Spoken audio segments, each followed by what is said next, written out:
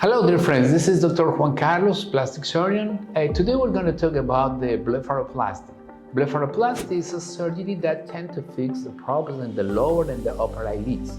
Usually this surgery is performed in people that start to show on the upper eyelids saggy skin that makes the people look older, and also in the lower eyelids when the people start to show that puffiness is a candidate for blepharoplasty. This surgery can be done under local anesthesia or general anesthesia.